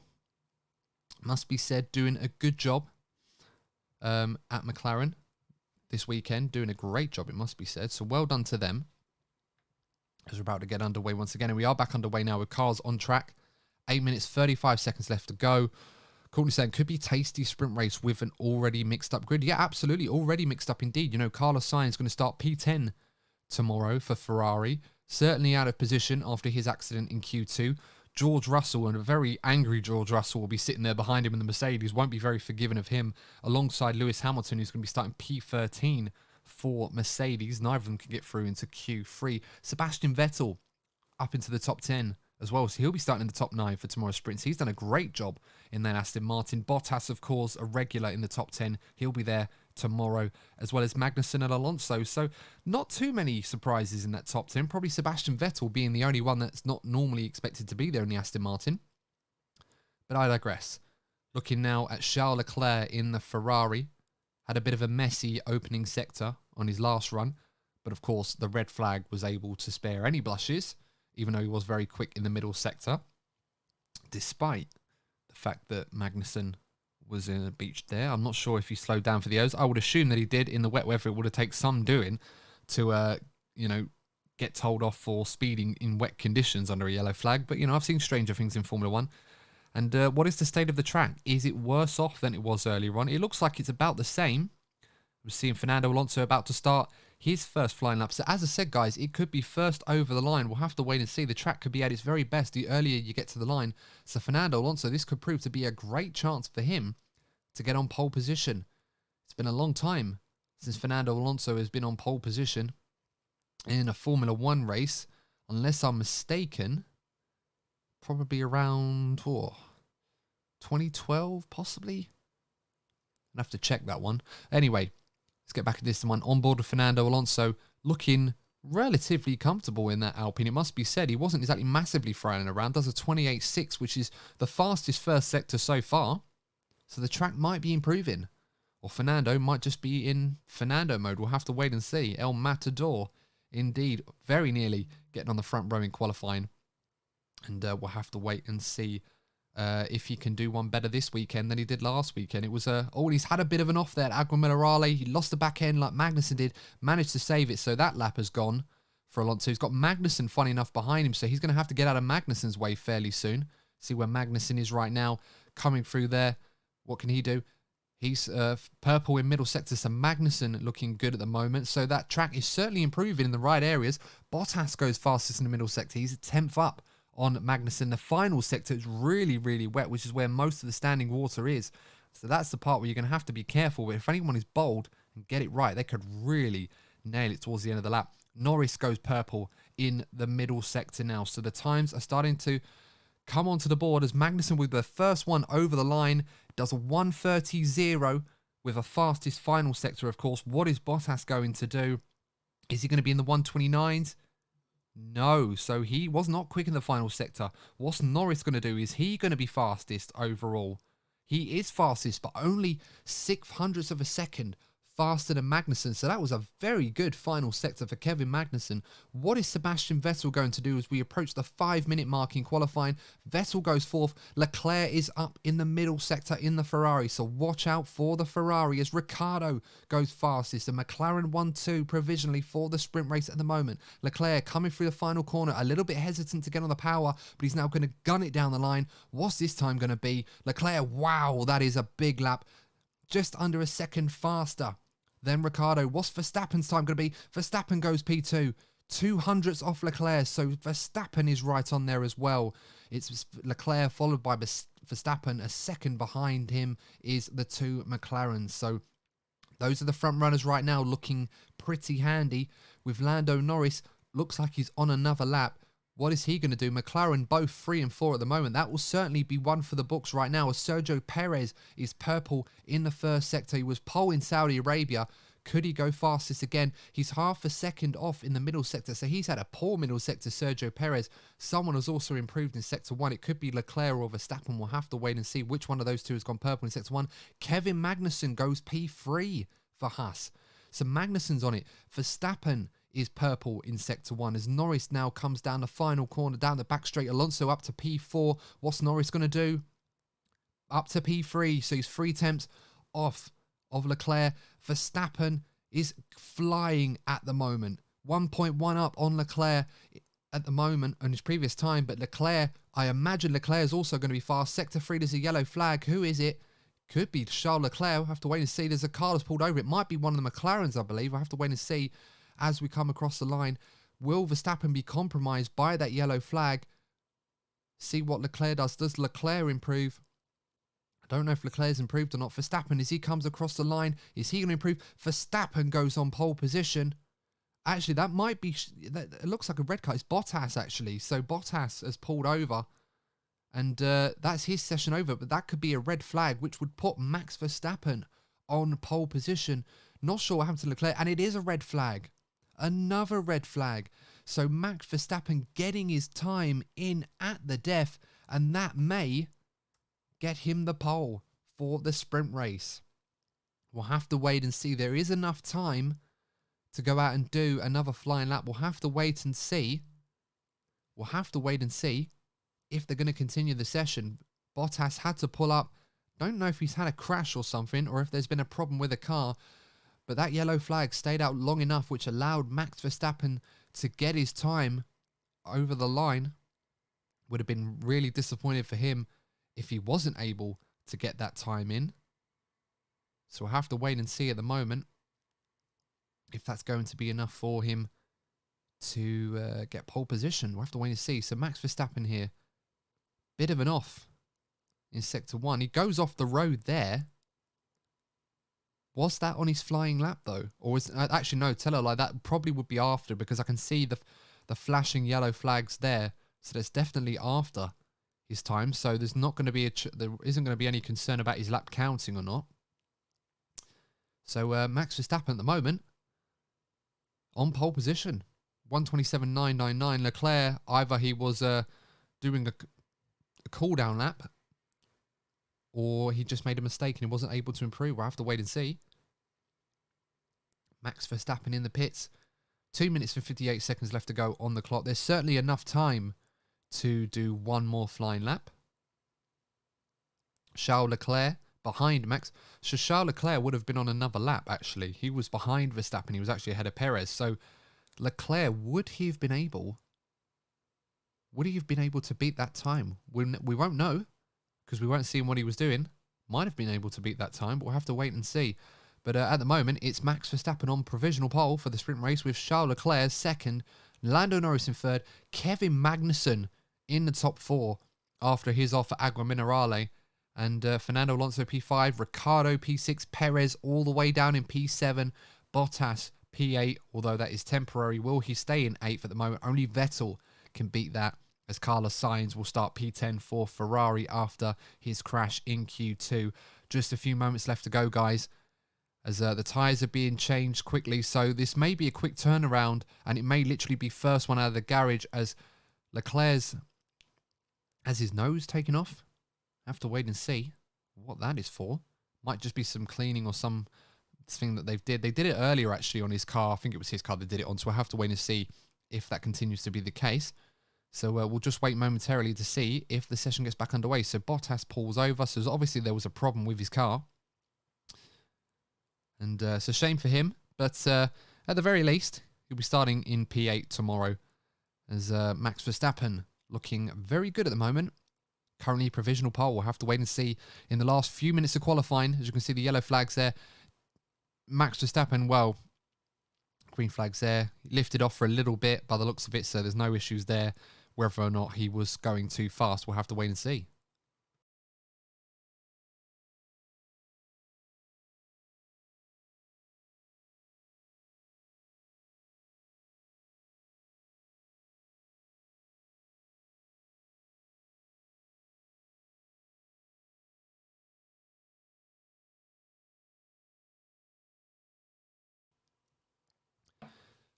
So still here. If you guys are watching the live stream, let me know in the chat if you got any more last minute predictions before the end of qualifying. It looks like we are going to get underway again. We'll just have to wait and see when that's going to be. It's been another long one. So thanks for sticking around for those of you that have been with me throughout the entirety of qualifying so far. It's been another long one. We've quite a few red flags today, although to be fair, I kind of anticipated that that would be the case, but nonetheless, here we are. And yeah, qualifying almost over. If you have just joined us, of course, quick headlines. Carlos Sainz crashed out in Q2 in the Ferrari, looking good to try and get on the pole today, but he crashed out in Q2. Both Mercedes, as a result of that crash, were unable to improve their times and are both out in Q2 as well. So Russell will start 11th, Hamilton will start in 13th, Sainz will start in 10th. Bottas has just pulled over, so he's out of qualifying, but he will start at least P8 at the best. Might be P9 if Sebastian Vettel improves. Sebastian Vettel, of course, massive shout out for him in the Aston Martin. Just when we were talking about whether or not his career in F1 was coming to an end, he turns up and puts together a great performance to get into Q3 for the sprint race tomorrow. So that will certainly be fun to watch. Courtney said predictions, another red flag. Well, with 3 minutes to go, I'm not sure, but if there is another red flag after this one, then the session will definitely be over. Quite an interesting few stories to go through. Looks like we're probably only going to get one more run, so it literally could be just a gamble for anybody out there to try and get a lap in. Max Verstappen looking very good with pole position. Charles Leclerc in P2. Will be a little bit disappointed, it must be said, with P2. To be honest, Charles Leclerc has looked mighty today, but wasn't able to get that lap in. Whether that would have beat Verstappen, we're not sure. We'll have to wait and see. But Max Verstappen doing exactly what he needs to do to try and get his championship challenge back on track again. Lewis Hamilton in an interview there. Love to know what he's saying, because there's a lot of words being exchanged between him and Toto, and I imagine that neither party is very happy at the moment with what's going on. And seeing an onboard of Sergio Perez. Sergio Perez was looking good and looked like he might challenge for the pole, but at the moment it's stuck in P7. So, you know, on a track where it's not easy to pass, it's going to be a problem to try and make his way through the field. And by the time he gets there, his main rivals like Leclerc and Verstappen are going to be further down the road. He may have to worry about Carlos Sainz coming through. But treacherous conditions indeed. We'll have to wait and see who manages to get on the pole. Haven't heard a notification yet as to when qualifying is going to resume. Hopefully it won't be long before we get the final few minutes of qualifying underway. As I said already, guys, for those of you that have watched the stream in its entirety, thank you so much for joining me for qualifying. Really enjoyed this, actually, with you guys again. Sorry for the breaks. Not much I can do about that, but hopefully I've been able to keep you guys informed and entertained as best as I can, especially during the red flag periods as well on a Friday. And, you know, some of you guys probably coming off of work as well on a Friday, looking to get started with the weekend, as have I, to be fair. So, yeah, really appreciate you guys tagging along. Just seeing some images of some water there. Lot of stuff going on one of the local rivers. Definitely not the circuit, which would have been quite interesting if it was the circuit. So, yeah, very much in Ferrari country here at Imola. It feels good. It must be nice, you know, out there in Imola. Of course, the track conditions aren't great. The weather's not fantastic for the fans, but the Ferrari fans back on home soil, seeing Ferrari looking in good shape. Will Ferrari be on the top step of the podium come Sunday? We'll have to wait and see if that turns out to be the case. Of course, let me know your predictions for the sprint race itself. Who you think's going to win that? Who you think's going to win the main race on Sunday? A lot of points on offer this weekend. There's a maximum of 34 points, I believe, or 35 points actually. No, 34, sorry, 34 points available for fastest lap race win in both sprint and the main race. So plenty of opportunity for someone to have a bit of a boost and a kickstart for their championship campaign if they can. Just another plug again, guys. As always, do like plugging my own channel on my channel. Why not? And whilst we wait for the remainder of qualifying to get underway, if you're new to the channel, don't forget, hit that subscribe button. Chasing 600 subs would really mean a lot to us if you guys can help us get there. Chasing 1,000 for the season. So if you know any F1 fans who want to check out our content and might enjoy it, you know what to do. Forward it over to them. And hopefully we'll see you guys and a few others along for future live streams in the future. Would be very, very nice. And of course, we'll have a few more guests lined up for the live streams rather than just looking at me throughout the entirety of it for what's coming up to nearly an hour and 3/4, or 3/4 of an hour longer than I thought I would be here, but here we are. Bottas's car being put onto the back of the recovery vehicle. And hopefully, it's taking a bit longer than we've anticipated, but there we go. It's a shame Bottas weren't allowed to drive the lorry there with his car on the back. Sebastian Vettel got to go on the scooter. Bottas in the lorry. So hopefully the session will get back underway very, very soon, because that lorry has not got far to go before it gets to the pits to drop off his car with the Alfa Romeo team. Hopefully that problem won't be serious. Will be interesting to see what the nature of that issue is, as the session will resume at 18:38 local time. So not long to go. Just a few minutes before we get going for the final part of qualifying. So yeah, hopefully we'll get back underway. We'll have to wait and see what the condition of the track is as well. The track may have gone past the point where people can improve. We'll have to wait and see. So Max Verstappen looking very good at the moment. Can anybody beat that time? You'd probably be forgiven for thinking that perhaps not, but there's definitely two drivers out there that could probably beat that. One of which being his teammate Sergio Perez, and the World Championship leader Charles Leclerc in the Ferrari may also be able to stake a claim to beat that time as well in the Ferrari. We'll have to wait and see, of course.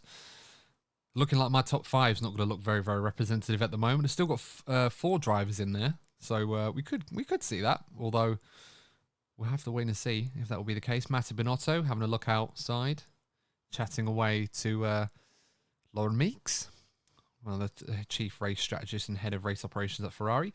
Zach Brown looking out into this, wherever he's looking really, and having a think perhaps how good this weekend could be for Lando Norris. Doing a good job so far for McLaren. As we look at a mural dedicated to the late, great, 3-time world champion Ayrton Senna. Many people describing him as the greatest F1 driver of all time. Certainly a hard case to argue against that, but we're certainly not going to be doing that one today. And the legend of Senna, obviously, you know, touched so many people in the F1 world.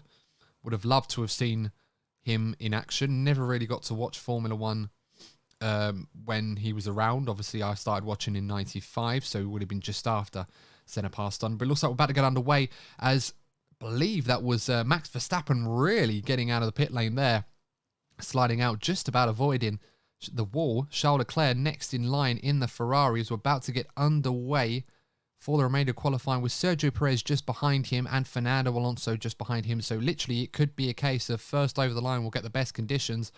That looks to be Verstappen, as now we will wait for the final 3 minutes of qualifying to get underway. Who's going to be on pole position for tomorrow's sprint race? Is it going to be Max Verstappen, the reigning defending world champion, or is it going to be the world championship leader Charles Leclerc in the Ferrari, seeing Daniel Ricciardo coming out of the garage, having a good day so far for McLaren in P6, his teammate Lando Norris in P3. Word on Ricciardo, I think he's done relatively well so far this season. I think there's been a lot of pressure on him to try and do more in the McLaren, and at the very least, he's been up there with his teammate been very, very quick alongside his teammates. So doing a good job so far, doing the job that I think a lot of people were hoping he would do. And we may see a few more levels out of him in that car. But then, of course, it just testifies how good of a driver Lando Norris has been over the last couple of years as well. So, you know, all good things for McLaren. The car looking quicker in the last couple of races. Hopefully for their sake, that will continue to improve. And on the radio to Red Bull, to Perez, saying you can't hang around, you're just going to have to get on with it. And that's true. There's probably only going to be one timed lap here for all of these guys. Don't think there's enough time. Well, actually, no, there isn't enough time on the clock to get 2 flying laps in. They'd have to start a flying lap and just go. And it would have to be pretty much what Max Verstappen has done to get a second one in. So we're all anxiously waiting. Lando Norris still in the garage. Obviously, still plenty of time, even if you're at the back of the queue. But it's trying to find a window where you can come out and not only not impede the guy in front of you, which most likely will be Max Verstappen, the first driver to come, but also the drivers, not put yourself in a position where you're going to get traffic on your first flying lap, because there's only going to be one lap here. So one more lap, one big qualifying shootout. Who's it going to be? Is it going to be Max Verstappen? Is it going to be Charles Leclerc? Is it going to be Sergio Perez? Or perhaps it'll be someone else, as qualifying just about back underway. Verstappen and Leclerc slowly warming up their tyres on the exit there. Interesting to see what they were doing there. As we now come out for the final lap in qualifying. Are the track conditions now too wet to set a better time? We'll have to wait and see. It literally could be a lottery out there for someone to get it done and set a great lap. Of course, you know that the guys will be waiting to try and give themselves a big enough gap to keep those tyres in the right working window at the moment. As Charles Leclerc is fairly close to Verstappen, so he might want to back off a little bit beforehand. A bit of team radio. Can't quite hear what Leclerc is saying, unfortunately, so can't relay that back to you guys. Some of the team radio is in text, some of it is not, and unfortunately that was one of the latter ones. So here we go. 2 minutes left to go. Everyone getting their tyres warmed up, trying to give themselves a bit of space. It looks like everybody has been able to give themselves a reasonable amount of space to the car in front, with the exception of Charles Leclerc. But we may find he may open up that gap to Verstappen as he comes across the line, as Verstappen will be the first man over. Perez starting to catch Leclerc as well. So Perez could be a problem for Leclerc. Depends on what happens here. Verstappen saying he's got no grip at all in that car. So the track conditions may have deteriorated to the point where they may not be able to improve. We'll have to wait and see, as now Verstappen will be the first man over the line as he slows right down. Leclerc slows right down to a crawl, as Perez will probably try to do the same here. They usually have the gentleman's agreement not to overtake before the final corner in qualifying, although we've seen that one breached a few times over the years. As Verstappen now, with all the spray out of the back of his car, comes across the line to start his final flying lap. Can he improve? Can he consolidate that pole position? Or will the likes of Charles Leclerc and Sergio Perez behind him be able to improve? We'll have to wait and see. But right now, the conditions do look pretty bad. A yellow flag in Sector 2. Somebody has gone off in Sector 2. Although it's Lando Norris in the McLaren. He's beached it, and I think that's going to be the end of qualifying there. Norris has gone off at Agua Mineralia, I believe. He's beached it. That's possibly going to be, and it is a red flag, so we're not going to get a final run, unfortunately, as Lando Norris has brought qualifying to an end, which means it will be pole position for Max Verstappen. His first pole position of the season. The driver that was obviously struggling for qualifying, by his own admission, has managed to get pole in the sprint race, and he will be joined on the front row of the grid by Charles Leclerc. Lando Norris ending qualifying, but benefits from that, as he will start P3, P4 for Kevin Magnussen, Alonso in P5 for Alpine, Ricciardo P6 for McLaren. Perez, unfortunately, will not be able to improve down to P7.